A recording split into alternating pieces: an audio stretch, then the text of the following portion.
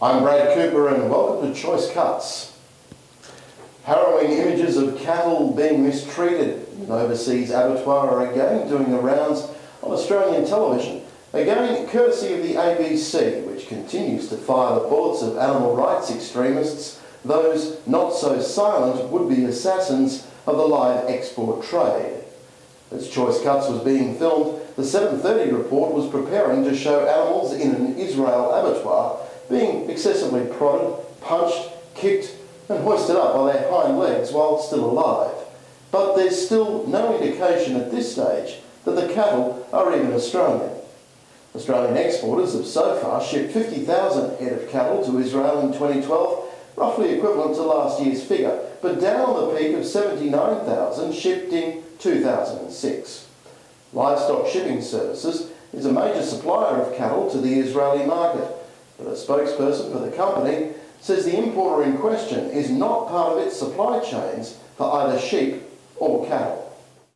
Cattle Council of Australia says it will continue to engage with the RSPCA on yet-to-be-released national cattle welfare standards, despite the animal rights organisation drawing fire for its own guidelines launched last week. The RSPCA has been slammed by several sectors of the beef industry since it proposed scrapping sale yards from the supply chain in favour of consigning cattle direct to works in a bid to reduce stress on animals. The Australian Livestock and Property Agents Association and the Australian Lot Feeders Association have rejected the concept, while Victorian Farmers Federation Livestock President Ian Feltman has called the idea absurd. Queensland Agriculture Minister John McVeigh has given an ironclad guarantee that his biosecurity team will be up to the job of processing a massive workload over Christmas in the wake of the BJD outbreak rocking the state.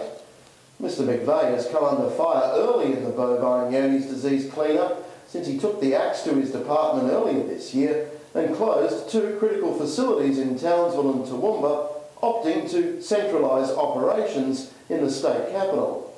While Mr McVeigh's under-resourced department might be feeling the heat over summer, it will be nothing compared to the stress producers feel as their properties remain quarantined, as herds are investigated and test samples are sent to Brisbane and possibly interstate to deal with the expected backlog.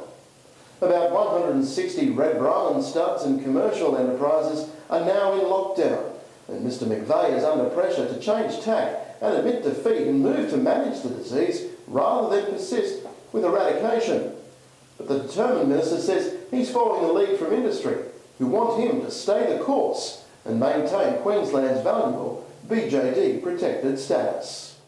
Australian beef exporters are finding a home for their products on more China plates. Exports to China during November set new record monthly volumes for beef as well as for lamb and mutton.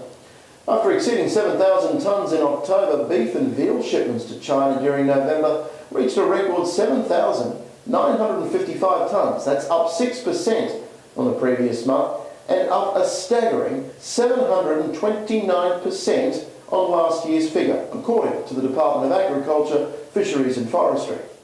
Well, that's all for Choice Cuts this week. I'll be back again next week with another exciting instalment.